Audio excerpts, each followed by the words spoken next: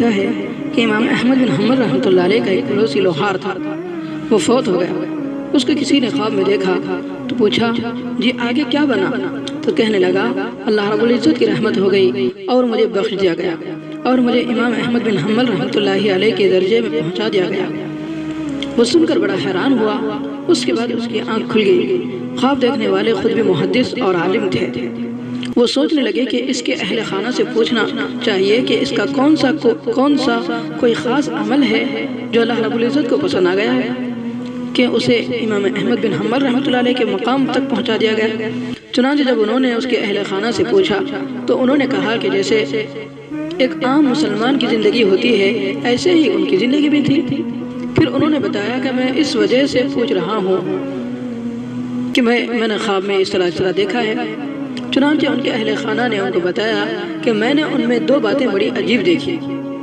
ایک تو یہ کہ ان کے دل میں اللہ رب العزت کا احترام بہت تھا، یہاں تک کہ جب یہ لوہا کاٹ رہے ہوتے تھے اور ہتھوڑا مارنے کے لیے سر سے اوپر اٹھاتے، اگر عین اس وقت اذان کی آواز اللہ اکبر آتی تو یہ اسی وقت ہتھوڑے کو نیچے رکھ دیتے تھے کہ اب میرے پروردگار نے بلا لیا ہے، اب میں پہلے اس کا حکم پورا کرتا ہوں۔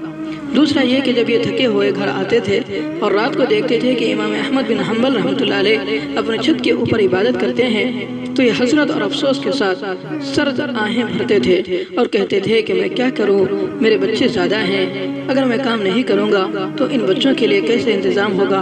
اگر میرے پیٹ ہلکی ہوتی اور مجھ پر بچوں کا یہ بوجھ نہ ہوتا اور میں وقت فارغ کر سکتا تو میں بھی امام احمد بن حنبل رحمۃ اللہ علیہ کی طرح راتیں گزارتا۔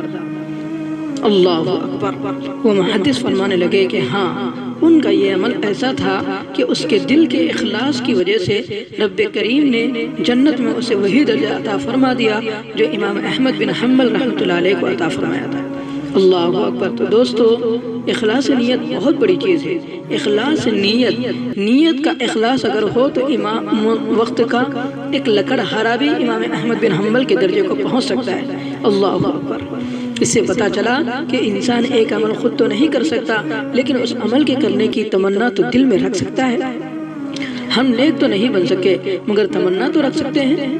ہم سر سے لے کر پاؤں تک اللہ رب العزت کی شریعت کے مطابق نہیں بن سکتے لیکن تمنا تو رکھ سکتے ہیں۔ تو نیت کر لینے سے بسا اوقات انسان کو وہ نعمتیں مل جاتی ہے جو عمل سے بھی اس کو نہیں ملا کرتے۔ اللہ اکبر۔ تو صدق دل سے ہم اپنے دل کو بدلے اور مخلص بندہ بننے کی ہم کوشش کریں۔